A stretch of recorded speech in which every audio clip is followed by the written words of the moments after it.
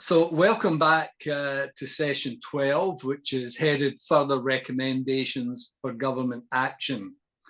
This session will examine the policy changes needed to help more Australians get stable, decent homes that they can afford by hearing from organisations led with people with lived experience. Each organisation will have 5 minutes to share opening remarks, followed by questions from the commissioners based on what you have shared in your submissions and here today. At the conclusion of this session, I will summarise what we have heard and draw it to a close. So I think we're going to hear first from Kristin O'Connell at the Anti-Poverty Centre. First of all, can I welcome everyone to the session? And Kristin, would you like to kick off? Thanks, Doug. I'm joining from Gadigal country today and acknowledge elders past and present across the continent. And I also acknowledge the inherent injustice of me arguing for my right to be housed on stolen country while First Nations people experience homelessness and overcrowding and discrimination at the highest rates. And I stand with First Nations people in the face of ongoing colonial violence, and I don't believe that there can be justice without land back, as we heard Tabitha speak about this morning. I'm appearing alongside my colleague Mel Powersmith on behalf of the Anti-Poverty Centre, which was established by welfare recipients to address misconceptions about our capacity and to counter problems with academics, think tanks, charities and others in the political class making harmful contributions on behalf of those of us they purport to represent. Both civil society organisations and governments need to recognise that people affected by the housing crisis are the people who have the solutions to the housing crisis. And the People's Commission has the potential to play an important role by centring those of us dealing with the crisis, because this inquiry isn't driven by politicians or for the purpose of stupid self-serving political games that they like to play. So I don't have time to get into my own situation just now, but there are many intersecting issues I deal with that are present for almost any private renter surviving on Centrelink, and our experiences are what make us the real experts. We know how these systems are blocking us from accessing secure housing. We know what we need, and it should be the role of academics and other so-called experts to support us in helping to determine how to deliver what we need, not limit the scope of possibility. We've put forward many complementary proposals, but I briefly want to focus on public housing, which we hear a lot about how undesirable it is, but in a survey that we're currently running that's received around 400 responses so far, there is very high levels of community support for it. So 55% of people who responded want to live in social housing, with 46% saying they prefer public housing, 41% having no preference, and 13% preferring community housing. And that included homeowners and people earning well above the median wage who had a preference for public housing over their current tenure type. 68% of people who previously lived in social housing said they want to do so again, and a third of those people are currently living in a home that they own. The government's spending tens of billions of dollars a year to build the wealth of property investors who are harming us, and they're using us as a money laundering device. No one should have the right to build their wealth on our need for shelter. And meanwhile, poor people are being trained to expect nothing and to be grateful for scraps, like the tiny homes and the Commonwealth rent assistance and bare minimum standards for rentals that are just so inadequate. So we expect governments to be ambitious and for their ambition to match the scale of this crisis. They have to end the obsession with home ownership as the only desirable tenure type and abandon strategies that depend on uprooting public housing tenants' lives and destroying their communities by returning to directly invest in buying and building public homes at scale where it doesn't already exist. There's 1.1 million homes not being used as a home right now. We should have access to those. Over the long term, everyone deserves to have access to high quality, beautiful public housing if they want it, with diverse tenancy options, including strengthened cooperative housing sector and Aboriginal and Torres Strait Islander controlled housing. And I'll briefly hand over to Mel to conclude our opening remarks. Hello, I'm Mel Powersmith, a PhD student and treasurer of Anti-Poverty Centre. I've made a submission for the People's Commission, and some of my work has also been included in other submissions from Anti-Poverty Centre. My work focuses on the lived impacts of welfare residualisation and social housing residents' assertions of home or experiences of home. So I look at welfare residualisation more broadly, which is basically heavily targeted programs to a smaller subsection of the population. And these programs are usually low quality and stigmatised, although this can be uneven. So I work with the people who assist me with my research are people with disabilities, people who've been incarcerated, former workers, current workers, single parents and Aboriginal people, as well as a lot of elderly people. I'd like to see 21st century well-designed public housing as part of the solution, but it's one that governments are reluctant to pursue. They view it as a failed policy, but it's actually a vital infrastructure and we've failed to fund it. I also have a personal stake in this housing debate as well, as I live in really insecure private rentals and I have to share. It's my only option. I've been delayed in the progression of my PhD. I'm currently on the wait list for public housing. I'm supposed to have been knocked off the list for earning a low income.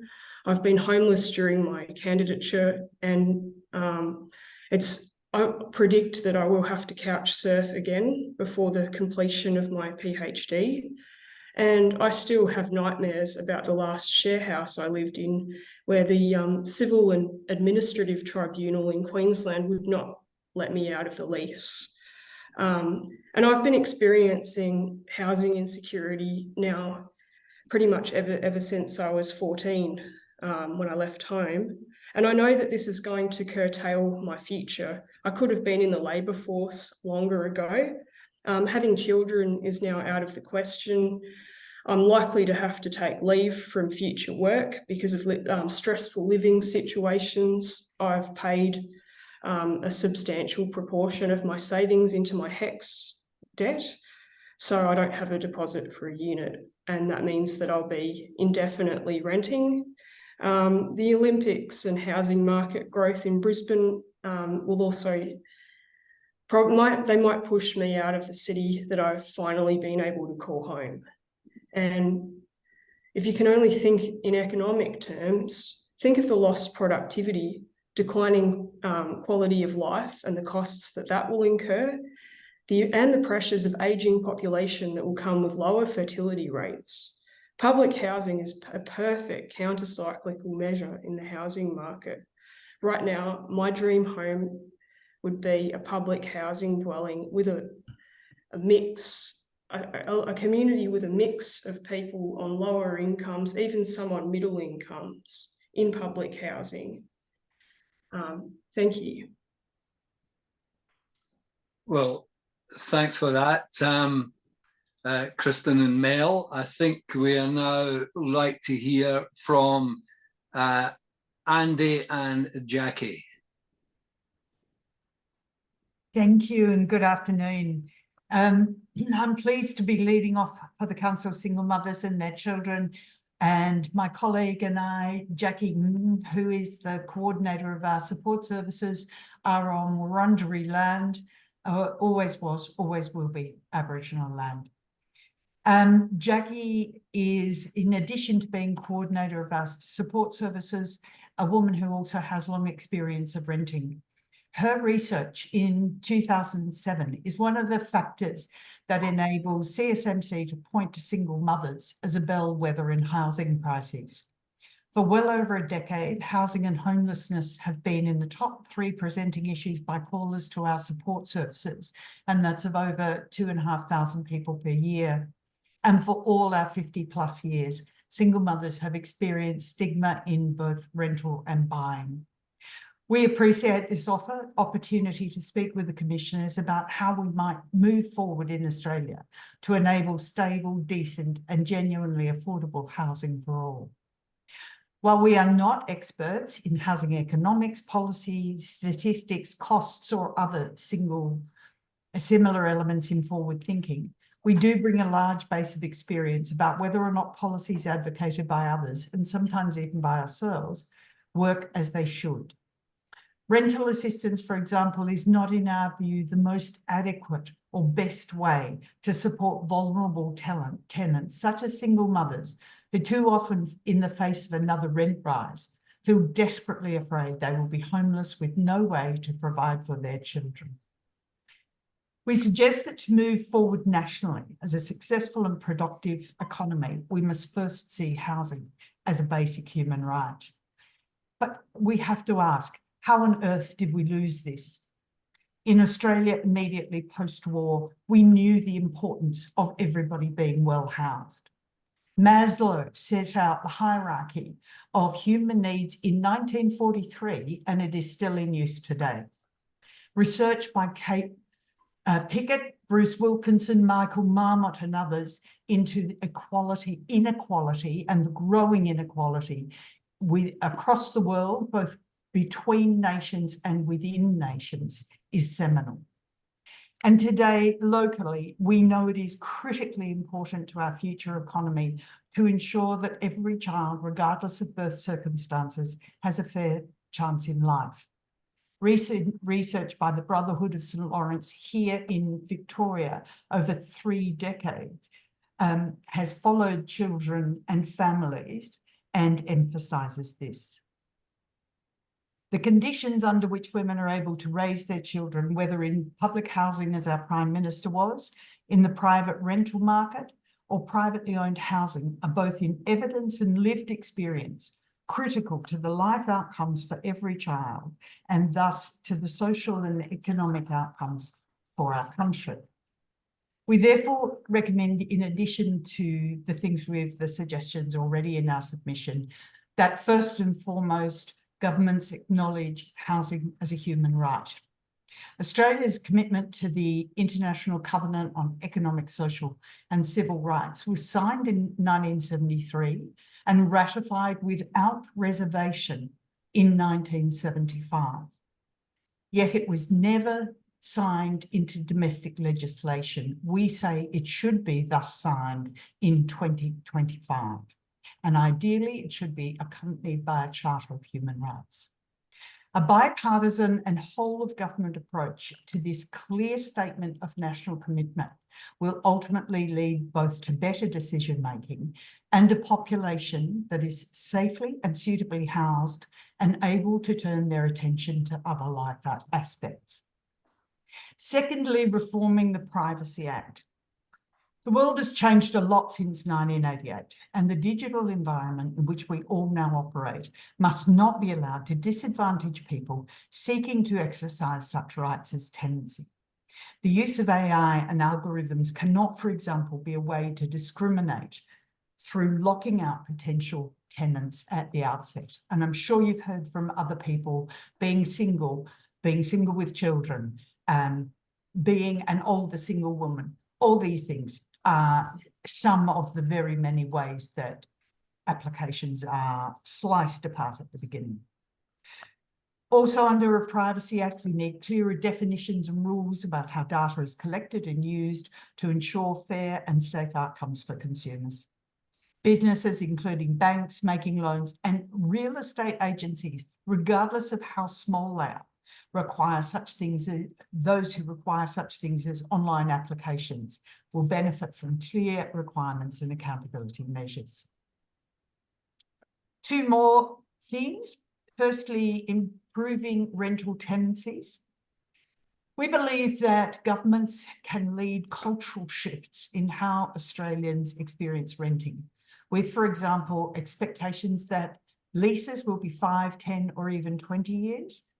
Critically and urgently, in all policy improvements, such as minimum standards, the onus of proof needs to shift onto agents and landlords to ensure that tenants are not afraid of reprisals, such as a rent hike or eviction, just for raising a repair request. Limits as to how often and by how much rents can be raised, and not tagged to market value. This has become a meaningless term, with properties being assessed solely on location rather than on functionality and efficacy. Greater capacity for tenants to make internal changes within agreed parameters to the properties in which they live, strengthening perception of pride and value in renting, both for tenants and landlords, and addressing concerns such as the ability to sustain rental accommodation into old age. Government purchase of unused housing, along with building more good quality, environmentally sound public housing, will enable greater housing options for essential workers and opportunities to integrate those with those on minimum wages and government incomes. And finally, improving housing purchasing. We believe that governments can and indeed must lead cultural shifts in how Australians view the purchase of housing, particularly in respect to the following: changing the investment structure so that any tax concessions are reserved entirely for investors who agree to have their properties rented exclusively at affordable levels for low-income renters. Improved initiatives to assist purchasers through identifying and preventing perverse outcomes, such as the grants that result in price hikes. They need to expand equity schemes and identify other means to reduce loan discrimination. And finally, developing capital and repair support mechanisms for those who are on a low income and yet who are house owners and whose houses are in danger of slipping below minimum standards. We, for example, see a lot of women who have left marriages, very often violent ones, but have retained the house, and workers who've been injured or become long-term unemployed. And yet the house is falling down around them to the point where they believe they need to sell. Support to repair may be a better social and economic investment rather than allowing further disintegration of well-being and productivity. This may, at least in the first instance, be a form of mortgage assistance, but it should not, in our view, be limited to that. Thank you. Okay, thanks for that. Now we will go to the Older Women's Network and Beverly. Thank you very much. We are on the crest of a perfect storm.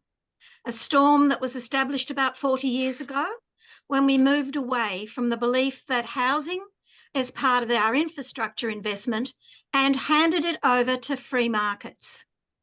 Free markets have done extremely well out of housing as the housing prices have gone through the roof and accessibility has gone absolutely downwards. Part of the perfect storm has been in the last couple of years the massive number of natural disasters that we have faced. First, the pandemic, which squashed, and landlords did the right things. They kept their rents down. But when the pandemic was over, they wanted to recoup the loss of those 2 years, adding to the pressure of putting up the rents. Then we had the floods, which have destroyed thousands of homes and are not being rebuilt. So those people are now added to that list of homelessness. And then we had the bushfires, other way around. Bushfires first burning everything to the ground, then the floods washing everything away. So we've had one thing after another, all linked to impacting and destroying the availability of housing that we could have had, might have had. Then we add to that the privatisation of our insurance companies, so that landlords whose homes have been destroyed during the flood now can't get their houses repaired, or are facing massive increases in insurance premiums, which means they're no longer going to insure them, which then will add to this and compile and compact on this. We realise and we know that the building codes that we signed off to as a nation have never been implemented. We should have no house built in the last 40 years that was not accessible, that does not allow people to age in place. Yet still we are building places where they need modification and you cannot age in place. You cannot even afford, if you have an accident, which means you can't move, if one of your children has an accident and they require accessibility, so many of our buildings built in the last 40 years simply do not allow you to continue to live in them. Adding to that, we have an ageing population that is predominantly women. And we know that older women are the fastest growing cohort facing homelessness. Now, this is an absolute total and utter disaster on every front. And it's a disaster that has been spoken about in the non-for-profit sector for the 40 years, warning that if we go down this path, we are going to be facing New York City as it was 40 years ago, with people living in tents on the street. And we are now seeing that here. We could have stopped this at any stage. So now we've really got to try to unscramble this. We've really got to find out what we can do to undo some of this damage. And I think my organisation thinks that the first thing we need to do is seriously look at the capital gains and only apply capital gains benefits to people who are building new houses and low-cost houses. That we need to have a look at negative gearing. And negative gearing should be attached to the income you earn off your property, not the income you earn somewhere else and add it to your property loss, but add it to your loss on your property. If your property makes a loss in negative gearing, there's questions to be asked. You're a bad business person. You're not looking at what's out there, but really interfering with that whole idea that property is a market and we should be supporting people in that market. And the third thing we really, really need to do is to seriously have a look at an inheritance tax. And I know people gag on that, but inheritance is unearned income. It means that if you limit that, I'm not saying if it's passed between partners or it's passed between children or people in that network, but if we actually have a look at the massive amount of wealth that is going to be transferred in the next generation, we really seriously need to look at an inheritance tax, say limited to figure out of the top of to 500. If anything's over $5 million, it is hit with a tax, because that excludes the family home from that. That then means that what you have is all of those investment properties that are tied up in and have got massive tax benefits to build, have to pay some of that tax back once they are passed on to the next generation, because we are now building an unassailable ruling class with so much money that we will never be able to get the taxes that they owe. We are seeing all of that happening now. It's being played out. So really talking about building a holistic community that is egalitarian in nature, then we really seriously need to have a look at all of the levers that we have been not pulling and the levers that we have been pulling, and have a look to see how they actually match up to increase and ensure that housing, one of the basic human needs, is shelter, and that shelter is accessible and is available for everyone, not just a few people. So I'll leave it there. Thank you. Well, thanks, Beverly, and I hand over now to Nicole, who will have some questions. Yeah, I've got a lot of questions. Thank you all so much. It's wonderful to see organisations led by people with lived experience in this space. So it's really critical. You know, your views are incredibly helpful to the Commission. Look, I want to actually invite you to tell us, you know, what you think we need to hear after having had the benefit of hearing from each other. And certainly the economists that we talked to recently, gave us their unsolicited advice as well as responses to our questions. But to kick off, I wonder if we could start with Kristin and Mel. Look, both of you talked, I think, indirectly about, your belief that public housing is a really important part of your advice, really, that public housing is an important part of the housing solution. What do you say then? I mean, how do you, to people who think that it's better to enable people to, meet their needs in the private rental market, and if necessary, you provide an income subsidy such as Commonwealth Rent Assistance, either drawing on your own personal experience or what you've observed. What is the problem with that model of income support for people to rent in the private market? Yes, the problems are endless. And I think in what we've submitted so far, Mel has written something about kind of the academic perspective on Commonwealth rent assistance and the market factors that is sort of at play. But to speak briefly to our long track record of saying, sorry, like, am I allowed to swear in this? Sorry, F off with Commonwealth rent assistance as a person who receives it. This is not a useful way to help me really at all. It helps my landlord, but also my welfare payment helps my landlord. Public housing does not help my landlord. And I hope I wasn't indirect in saying that public housing is a vital and the central part of the solution. Like, it's not a part of the solution, it is the main part, and then all the other parts sit around it. But to touch on some of the problems with Commonwealth rent assistance that people who don't receive it do not understand is that the amount of paperwork you need to fill out to get it creates an administrative burden. It's invasive.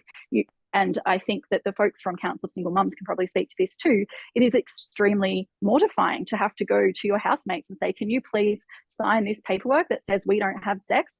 Centrelink just randomly cuts off your Commonwealth rent assistance because there's a stuff up in their system. And then you have to sit on the phone for days waiting to get through to Centrelink to try and fix it.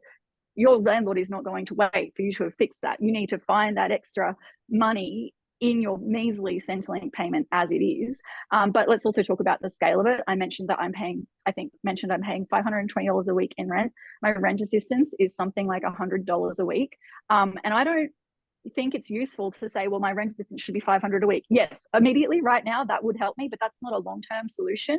At the moment, we're funneling about $5 billion a year to landlords through Commonwealth rent assistance, but we actually are spending more like $16 billion a year of welfare payments when you look at the average amount of rent paid by welfare recipients, not just the amount that is our Commonwealth rent assistance payment. I can explain that more if you'd like. But anyway, that is actually not in any way, I'm barely touching the surface. You know, we have people who own a home, don't qualify for Commonwealth rent assistance, lose their home because they can't afford to maintain even a small mortgage, and then end up going through this awful cycle that leads them to be eligible for Commonwealth rent assistance once they have no home anymore.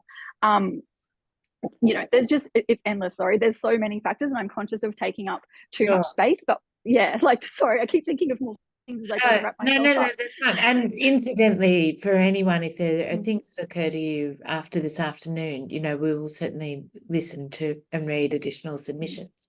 Mel, did you want to add anything to that? Because it's just so, when we build public housing, you're investing in something durable, and we can actually into how it's designed and design it well, design it so that it's climate safe, design it so it's culturally appropriate, because I'm visiting people in dwellings that aren't culturally appropriate, where they can't have family come and stay. And a particularly distressing interview I did was an Aboriginal woman whose disabilities prevented her from leaving the home, and the design of the complex and the tensions between the neighbours meant that she couldn't have her grandkids visit, and she was so distressed. She described it as a prison. And I think subsidies into the private rental market's not going to help us with these problems. If we can directly do something, build the right kind of housing. And there's also the issue of discrimination. Subsidies, you know, are not going to be helpful to people who face discrimination in the private rental market. They're still going to face that discrimination. Yeah, I hear you. And I do want to make clear, I'm not understanding anyone saying that the subsidy isn't important, just you're advocating for systemic fixes that would involve an investment in social housing. I think if I can turn to Jacqui and colleague and Beverly, it was one of your organisations, I can't recall which, who did talk about discrimination in the private rental sector as being one of the reasons why CRA wasn't a great a great solution for your cohort. But I'm not sure. I think it may have been you, Jacqui. Look, we're definitely seeing huge amounts of discrimination against single mother families you know, feedback and, you know, also personal experience from real estate agents have told us that they're looking for double income families, people whose income is 30% of their, whose rent is 30% of their income. And immediately that locks out single parent families. So we're looking at someone who is just on parenting payment, solely on Centrelink benefits.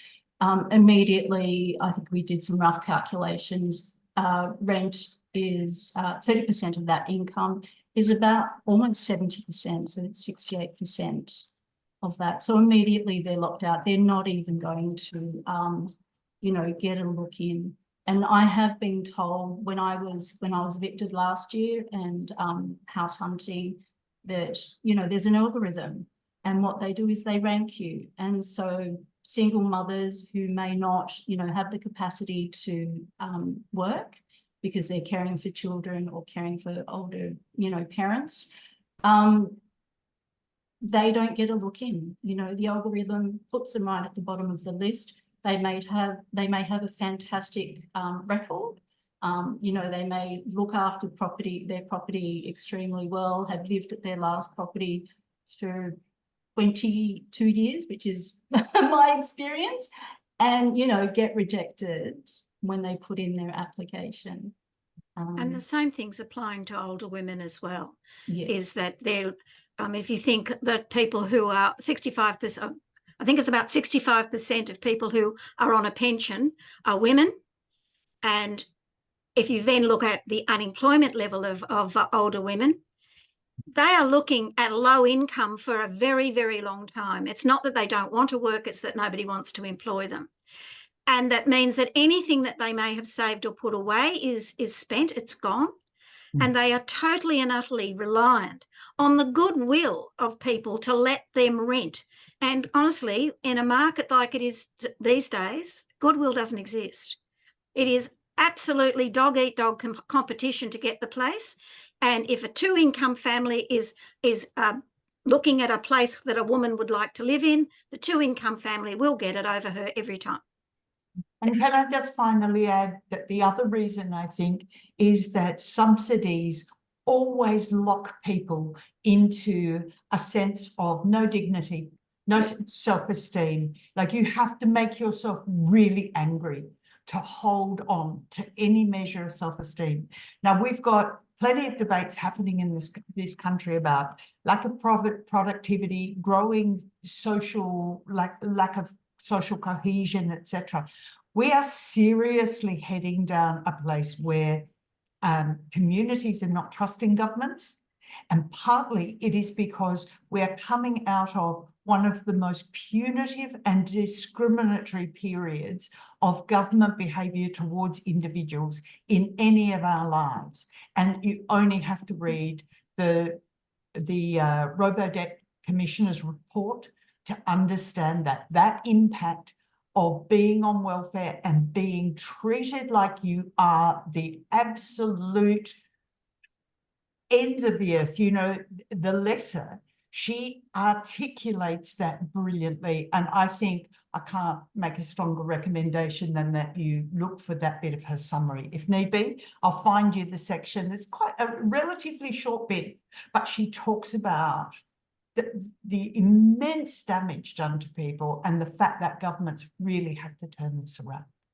So, and there's just one more thing on rent assistance. I think what we're not also, people who are often excluded from the discussion about rent assistance is the people who don't get rent assistance but do pay rent and are on welfare. I don't mean the people who earn more and probably need a lot of housing help with their housing stress as well, but not just the paperwork I talked about. The eligibility criteria are complicated and exclusionary. Like, when I had no home, I was getting rent assistance when I wasn't entitled to it, and I couldn't get Centrelink to stop doing that, which means I'm now going to get a Centrelink debt someday.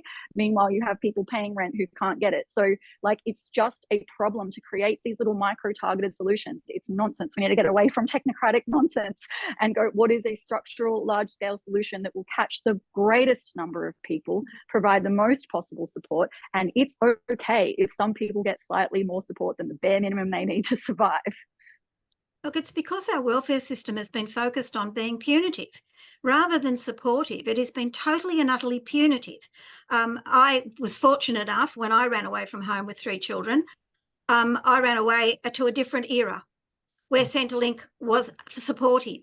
It didn't punish me. It treated me as if raising children was a worthwhile career and that my children and their safety was prime. I have seen that eroded away. And I know at 74, if I were that 37-year-old again running away from home, I would not have 3 professional daughters. I would not have 3 people who contribute in their tax in 1 year more than I received as a benefit for the entire time I was a single parent. That would not have been that would not have occurred. And I am watching my peers, my sisters, go through this. And the one thing that is missing from their lives is dignity. Yes. Raising children is a vital job. Living in a society is vital. Contributing to your society, as older people do, is vital. It's looking at the dignity of people rather than looking at people as bludgers and worthless and not worthy. It's denying they're very human beings of being able to be the contributing people that they are, that they want to be, and that then build the society which is equitable, fair and just for everyone. No one should feel that they are less than. No one should be punished in a way that they end up with a debt and have robo-debt chase them into the death. It's absolutely appalling that we have allowed the things that make us strong to become the things that are now punitive and are used to marginalise people. I hear you loud and clear. I think we've got, is it 2 more minutes, Doug? Because I have 1 or 2 more questions. Yeah, you're fine. Look, one of the things that is also said about social housing, and I've heard this, said over the, certainly over the past 20 years that we have been, withdrawing funding from it, is that it's not a great place for children in particular to live and that it's socially stigmatised. Now, in some of your comments, certainly Mel and Kristin addressed that sense of stigma, but I wonder from all of you, in terms of the organisations that you're part of, do you encounter a concern amongst the people that you work with, a sense that people don't actually want to go into social housing because of, I don't know, that it's not regarded to be somewhere that people want to live? There's definitely reticence. Sorry. Yes, no, you go, Bev. I'm just saying we've never come across that with any of our cohort. In fact, we've got people living in the Waterloo Towers at the moment that are under, review of being knocked down and rebuilt, who have built whole communities there. They do not want to move. And it's a mixed community. The trouble with over 40 years of not investing in social housing has meant that only the most desperate of our population are in them, which is not the best way to build any community. When I was growing up in social housing, we had a social mix. Everybody was in it. And I grew up in the western suburbs of Sydney, and we've got guys who grew up in social housing that are running multinational businesses now because that was their bedrock. They had a home. That was the most important thing that their parents could build on. And, I'd have to say to Albo that if his mum was single today, he'd be living in really ratty, horrible, crappy accommodation, and he would not be having the wonderful experience he has had with public housing, because public housing has been allowed to fall into such disrepair. And it, as one of my members said, it's for the sad, mad and bad, rather than the absolutely essential infrastructure that is needed to build our society. Thanks, Beverly. I don't think I would say for this bad and bad, but I think you've made a It is. I nailed it. It's hard because I live like a couple of blocks from where Albo grew up, right? In that house is there. And I think we heard someone say something about the quality of public housing built in that era earlier. Yeah. And I can say they haven't maintained it and it's still in great nick and people still love to live in it. because it was built so well that despite intentional degradation, it is still a good home. But we do hear some reticence from people occasionally. I would say it is like similar to what Bev said, people who live in public housing, even the public housing that is stigmatized and is broadly perceived by, negatively by politicians and rich people, love it. And they love their communities. And you look at what's happening to folks in Carlton right now, like they say, yeah, my house is kind of shit, but I would rather you help me fix my house than tear it down.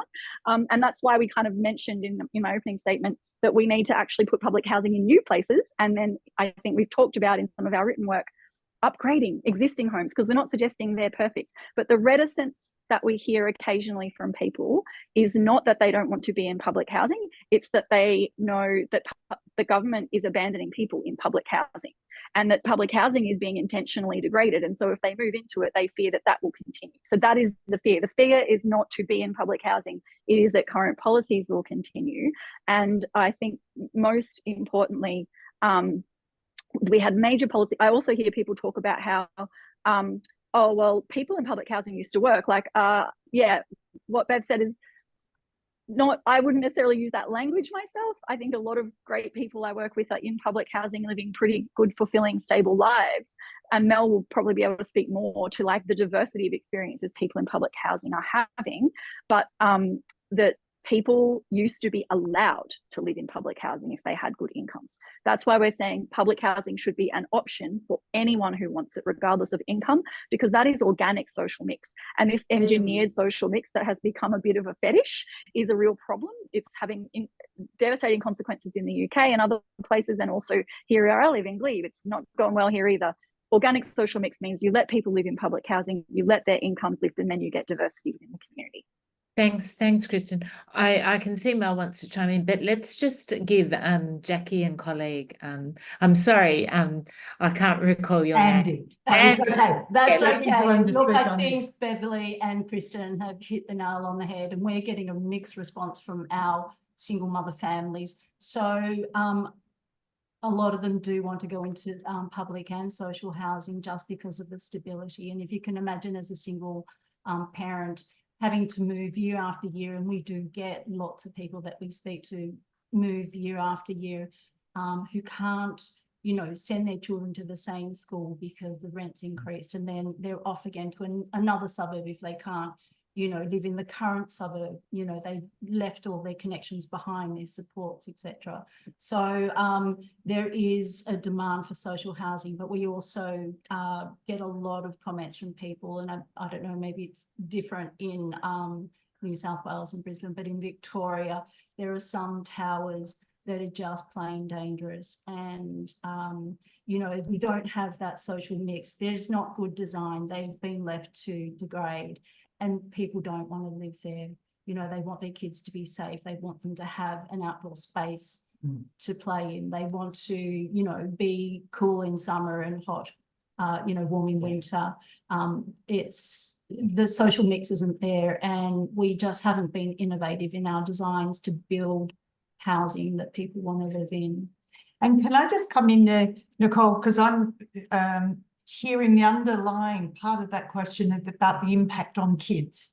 And I want to pick up on what Jacqui said, because what we're seeing at the moment, and we find this absolutely horrendous, is that women who are, they've maintained by hook or by crook, they've maintained their kids and themselves in a place for a while, and then all of a sudden, all this rent is exploding around them. There's more demands for, the turnover so that the rent can be raised again. So they are being moved. Kids are losing school contacts. They're losing contact with their extended families. Increasingly, as these prices are going up, one single mum actually, who is in this group who are having to move all the time. And she said to me the other day, because the algorithm is tossing us out so early, the only thing that is left to us are the houses that don't meet the minimum standards, that are not being reputably rented out. So we can afford those, but then we're being pushed into areas where there are gang fights, where our kids are completely dislocated from their social networks, etc. So I just want to say to you that, you know, when Albo was first elected and he was talking about the public housing and stuff, I actually wrote an article that said if Albo grew up in public housing today, it would not be the same experience. Now, some of our founding members jumped on me from a great height because, of course, they were so proud. This was, you know, Marianne was their peer. Albo is the same age as their kids. And so they didn't want anything negative said. But that is the irony, that in some way, you know, it's exactly as Bev said, even her kids, if they were, you know, escaping today, and 60%, we now have data showing that 60% of the women living as single mothers today, they and their children have experienced family violence. Much of that family violence is continuing.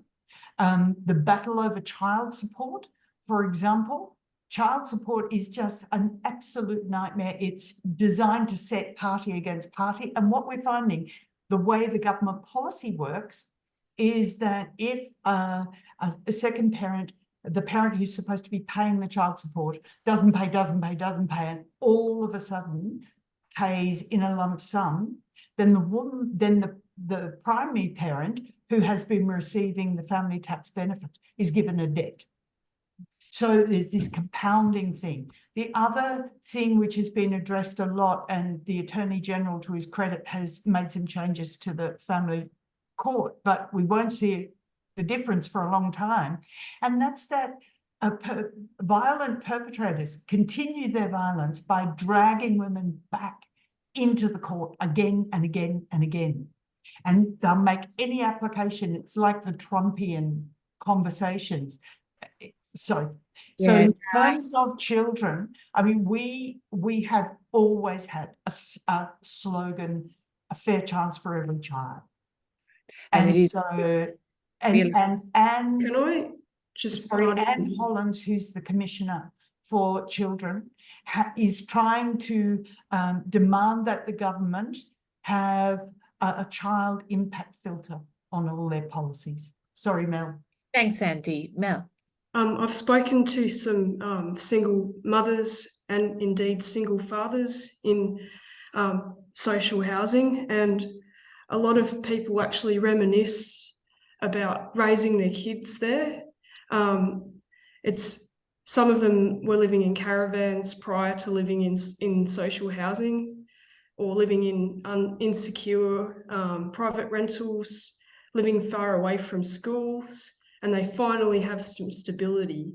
But what I do see, there is a different, because of the residualisation and how it's uneven. So maybe some streets are less, and some complexes are less residualised than others, but in the higher density and in particular areas, some people characterise their complex as a place that's not suitable for children.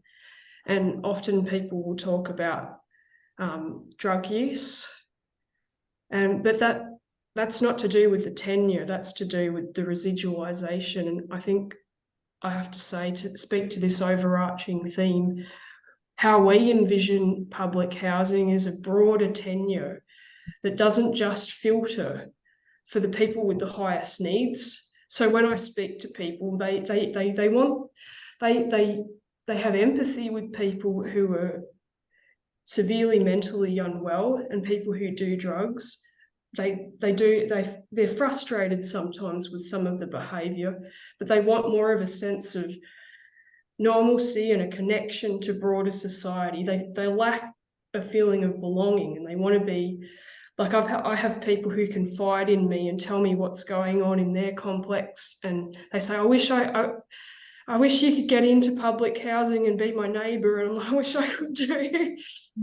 Yeah. Look, Mel, that is the perfect segue. Doug, if I may just ask one final question, and I think actually I'm going to ask it to you, Mel. And that is, it's a question that was put to me this morning on the radio.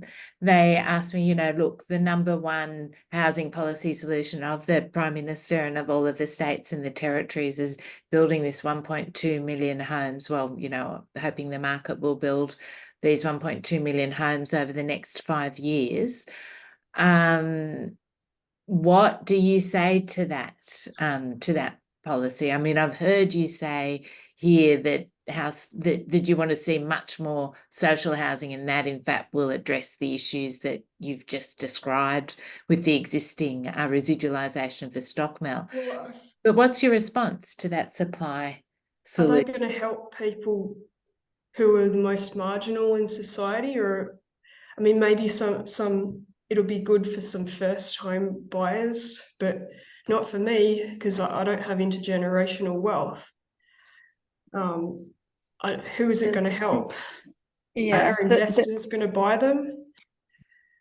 the rules are about extraction. They will extract every last cent from us that they can, regardless of how many homes are on this continent. There are 1.1 million homes not being used as homes.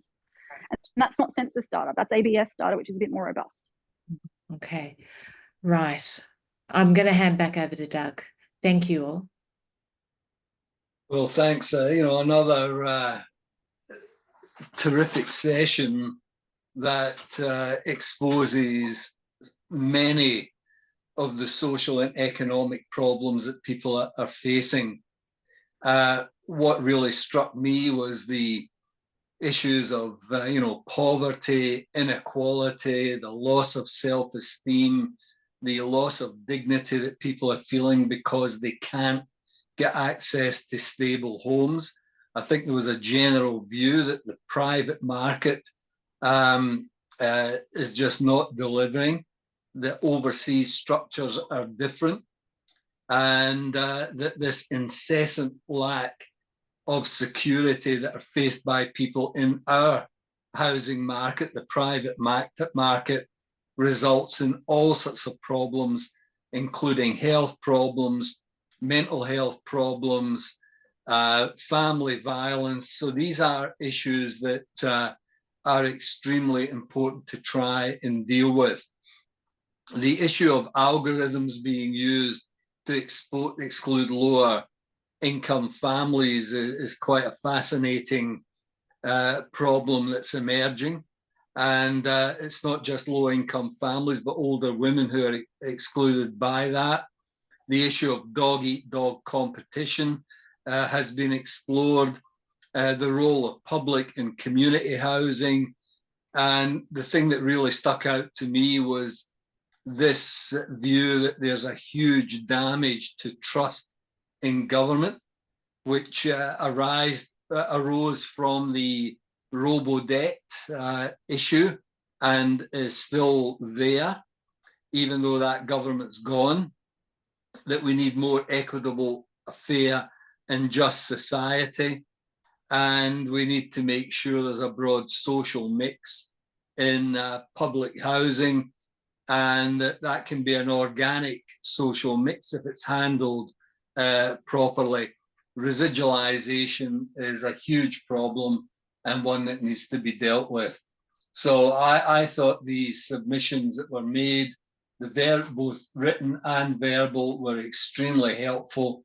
And I want to thank everyone in this session who have taken the time to educate the Commission, advise the Commission, and give the Commission, you know, ideas for really substantial and robust recommendations in a range of areas. Cool. Thank you for listening. No worries. So I think next up we've Nicole, you're going to do some closing remarks? Yeah, it is. The run sheet says that it's my role now to summarise what we've heard over the past 3 days of hearings, which is, of course, you know, impossible to do justice to the, you know, rich and, you know, very moving, actually, evidence that we've heard. But first, let me just say it's been such an honour to be part of this process and to have been invited to be a commissioner alongside the Honourable Doug Cameron, and supported by the absolutely extraordinary Everybody's Home team, of course, May and Marg, but the people supporting them and assisting them in their work as well. I think I'll just make a few reflections, particularly starting off with this morning's very, very profound and important testimony from the First Nations organisations and individual witnesses, Tabitha and Anne-Marie, who, you know, spoke of the systemic injustices, the cycle of poverty that is reinforced by, you know, the lack of access to appropriate and affordable housing, the discrimination in the private rental sector, the added layer of barriers and sort of institutional racism, quite frankly, that compounds all of the, you know, original issues associated with, you know, dispossession and the colonial system since white settlement in Australia. Anne-Marie, Tabitha speaking in particular, and I think it is important to remind ourselves of the really important evidence that Tabitha gave, and she advised us that this is something that's not recognised as the cycles of poverty and homelessness associated with incarceration and the lack of appropriate transitional housing for women in particular, First Nations people exiting incarceration.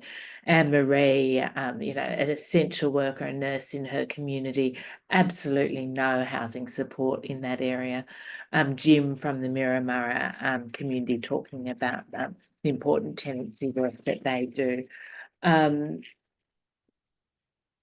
We moved from that very important session on First Nations housing to then look at the issues facing, sorry, let me just go to my, the regional rental crisis, and, you know, kicking off with Rowena living in a tent, among many others living in a tent in the Sunshine Coast, you know, unable to access appropriate support services. And we heard from I believe it was Jenny and Rebecca as well, the difficulties associated with the lack of appropriate rental options in regional areas, and the difficulty of participating economically and socially without an address.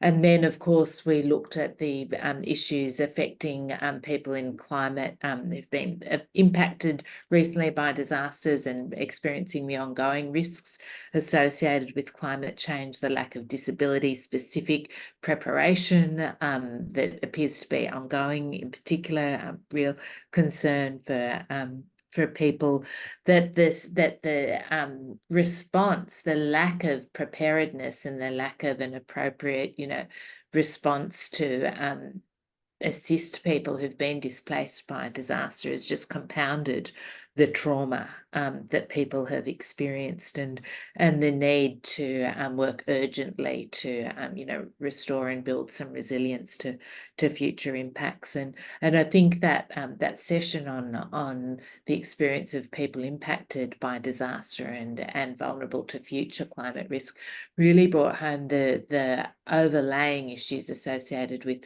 you know, people with additional special needs, women with children, people with disabilities, and the compounding impacts of those disasters when they hit communities that have already got deep unmet housing need. We moved from there to hear from the economists who gave us, you know, an expert diagnosis of the problem, different language, but not really any different at all to the evidence that we've heard over the 3 days of hearings. Their solution is to reduce housing demand and redirect that demand that's being fueled by an unfair tax system towards dedicated social housing supply through funded by tax reform, and government taking again responsibility for housing assistance. And then lastly, of course, we heard from organisations led by people with lived experience. And if there was ever a demonstration of why it is so critical to foreground analyses and also policy decisions about the way forward with people having lived experience and expertise in this sector, I think our last session really pointed to that. Overall, over the past 3 days, we have heard very powerful and moving evidence of a housing system that is failing, First Nations people, families with children, women fleeing domestic violence, people with a disability, essential workers, people living in our regions, people impacted by disasters, but equally, those people whom the system is failing have given us deep expertise and agency as well about what those solutions should be at the micro level as well as at the macro systemic level. I'm taken away an accountability that, we need to hold our system to account when we look and when we assess the current government proposals for action on the National Housing Plan and funding commitments at the Commonwealth and the state level. I think we need to look at those commitments with a sense of accountability to the people who've given evidence to the Commission. And with that, I thank everyone who's spoken to us once again, and I'll hand over to Doug now. Well, Nicole, you haven't left me much to add to how you have summarised today, because I think how you summarised what went on today summarises what happened over the 3 days. There is no doubt that there are too many people living in adversity because of their inability to access affordable, long-term, secure housing. And so many people are really demonstrating huge courage in the face of that adversity. But surely a modern, wealthy society like us shouldn't be demanding that vulnerable people have to respond with courage to adversity in being able to find a home. There have been many recommendations to help resolve the problem, but they mostly depend on federal and state governments actually understanding the issues and dealing with those issues in a manner that recognises the depth and breadth of the housing problem in this country. There is a general view that not enough is being done, even though that it has been improved over this recent government in terms of what they are putting in place, but the general view is that that's still not enough. I too want to indicate that I have been honoured to work with Nicole and Margaret and the team. It's been a really, I wouldn't say happy position, because there's been so much demonstration of the problems that exist in our society that need urgent action. But I am honoured to have been asked to do this, and we've got a lot of work to do to pull together all of the submissions we've had. People have made a great effort to put submissions in. Predominantly those submissions have been submissions based on lived experience, and that's the best we can get in terms of pushing forward to try and influence government to make change. So thanks to everyone. It's been a really tough time listening to how difficult some people are doing it. And we all know that we need government intervention of a proper nature to help fix the problems. So well done to everyone who's made the effort to put submissions in. And I thank the team, Margaret May and Nicole, who have done so much to help what I think pull together submissions that will allow us to work on solutions to help alleviate the problem that so many Australians are feeling in what is a rich community, but with so much poverty that needs to be addressed. So thanks, everyone. And I think that wraps the session up, unless there's Nicole wants to add anything.